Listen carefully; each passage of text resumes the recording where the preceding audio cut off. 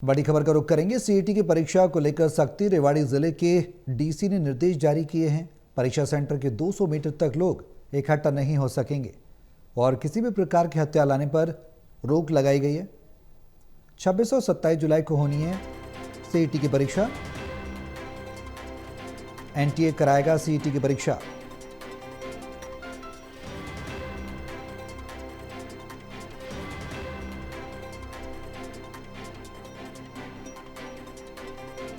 तो सीईटी की परीक्षा को लेकर सख्ती देखने को मिल रही है। रेवाड़ी जिले के डीसी ने निर्देश जारी किए हैं। परीक्षा सेंटर के 200 मीटर तक लोग इकट्ठा नहीं हो सकेंगे और किसी तरह की हत्या लाने पर रोक लगी है। 26 और 27 जुलाई को होनी है सीईटी की परीक्षा। पानीपत से टोटल टीवी के एस्टेट एडिटर देवेंद्र कथुरिया हमारे साथ हैं फोन लाइन पर। ज्यादा जानकारी के लिए इसी दिन का रुख करेंगे। देवेंद्र, क्या कुछ निर्देश दिए गए हैं और क्या कुछ जानकारी इस परीक्षा को लेकर जो आगामी समय में 26 और 27 तारीख को होनी है?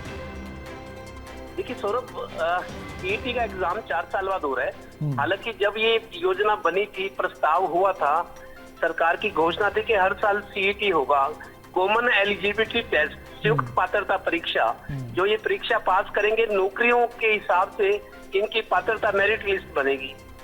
तो लेकिन किन्हीं कारणों से हो नहीं पाया। अब 4 साल बाद ये एग्जाम हो रहा है सीईटी का। 13,17,000 आवेदक है टोटल, 13,17,000 जी। और उनमें से हम ये मानते हैं अगर 85% भी पेपर दे तब भी 10 लाख से ज्यादा संख्या बनेगी इनकी। तो एक बड़ी परीक्षा है जिसके लिए सरकार ने बहुत इंतजाम किए हुए हैं। 9,000 बसें लगाई गई क्योंकि निःशुल्क यात्रा की सुविधा दी गई है। इसमें बहुत सारी लड़कियां भी होगी आवेदक, जो गर्ल्स हैं, वो नौकरी की, सरकारी नौकरी की तलाश में थी, तैयारी कर रही थी। कई बच्चे तो ऐसे 2-3 साल से तैयारी कर रहे थे कि पेपर होगा, अब जाकर 4 साल बाद पेपर हो रहा है। तो 9,000 बसों का इंतजाम है।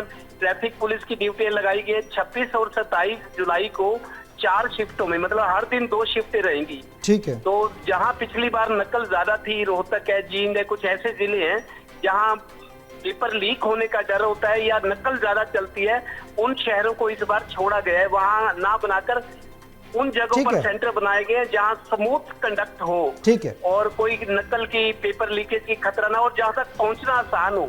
जैसे जीटी रोड बेल्ट के जिले हैं, पानीपत है, कुरुक्षेत्र है, अम्बाला, यमुनानगर है, कैथल है, जहाँ मतलब ट्रांसपेरेंसी रहे। कुल मिलाकर कहना यह है कि ट्रांसपेरेंसी रहे और एनटीए इस बात को सुनिश्चित करेगा। नजदीक का उनको ठीक है, चलिए, स्टेशन मिले ताकि वो शाम तक अपने घर आ जाए। ठीक है। मानो सेकंड शिफ्ट का भी किसी पेपर है तो रात होने से पहले घर आ जाए। लड़कियों के मामले में और जो दिव्यांग है या कुछ और जिनको सहूलियत देना जरूरी है, उनका खास ध्यान रखा गया है। कुल 9,000 रोडवेज की बसें, हर डिपो से लिस्टें बन रही है, जहाँ व्यवस्थाएं चाक चौबंद में देवेंद्र और तैयारियां पूरी बड़े स्तर पर हो रही है। बहुत शुक्रिया तमाम जानकारी के लिए।